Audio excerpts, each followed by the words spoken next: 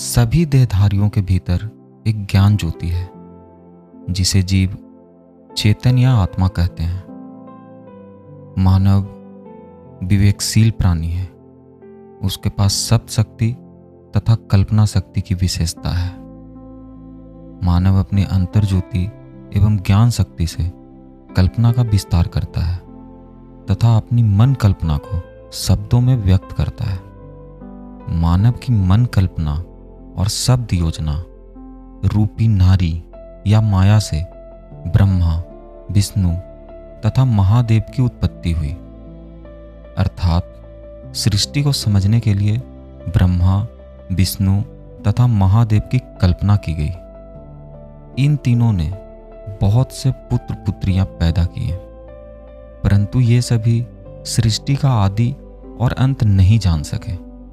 ब्रह्मा रजोगुणी होने से क्रियाशील थे, इसलिए उन्होंने तत्कालिक वाणियों का एक बड़ा संग्रह तैयार किया, जिसका पीछे से 14 विद्याओं के रूप में विस्तार हुआ।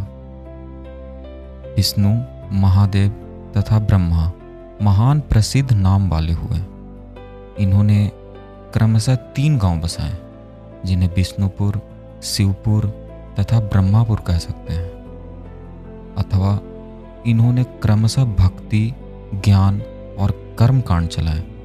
फिर इन्होंने ब्रह्मांड को खंडों में बांटा, अर्थात पृथ्वी पर विभाग पूर्वक राज्य स्थापित किए, अथवा वाणी का विविध विषयों में विभाजन किया। फिर 6 दर्शन और 96 पाखंडों का विस्तार हुआ। माता के पेट से कोई न तो वेद पढ़कर आया है जो अपने आप को जन्मजात ब्राह्मण कह सके, तथा न कोई सुन्नत कराकर आया है कि वह अपने आप को जन्मजात मुसलमान कह सके।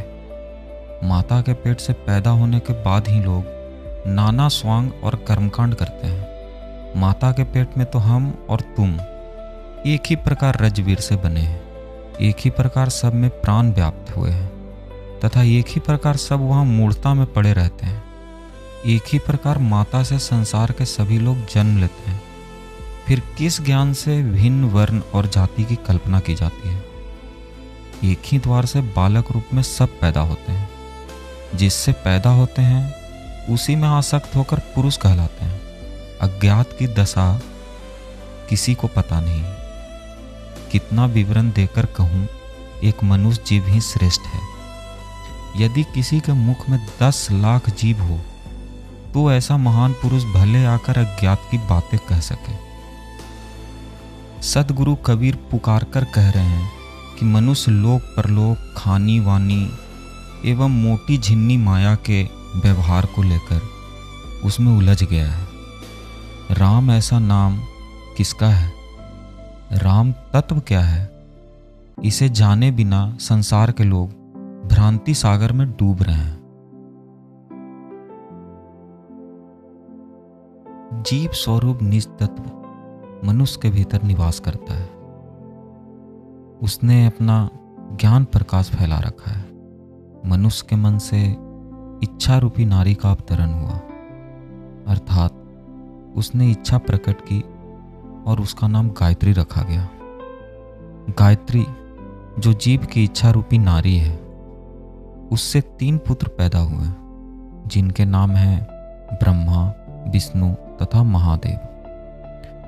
ब्रह्मा रजोगुणी क्रियाशील होने से उन्होंने माता से पूछा कि तुम्हारा पुत्र कौन है और तुम किनकी नारी हो? गायत्री ने उत्तर दिया कि तुम और हम तथा हम और तुम, बस यही है, अन्य नहीं। तुम्हारे शरीर के पुरुष है और हम ही तुम्हारी पत्नी है। पिता और पुत्र की पत्नी एक ही नारी जाति की होती है और एक ही माता जाति से पिता पुत्र पैदा होते हैं। ऐसा योग पुत्र नहीं देखा जाता जो खोज करके पिता को पहचाने। पहले पहल किसकी उत्पत्ति हुई? दूसरा प्रश्न यह है कि वह कौन जगह है जहां पर ठहरकर किसी ने सृष्टि की? ब्रह्मा, विष्णु तथा महादेव शक्ति से पैदा हुए और जीव पूर्व कथा अनुसार अपने अनुमान से भक्ति करने लगे। पवन, पानी और अग्नि प्रकट हुए। बहुत विस्तार से माया प्रकट हुई। अंड, पिंड और ब्रह्मांड प्रकट हुए तथा 9 खंडों के सहित पृथ्वी प्रकट हुई।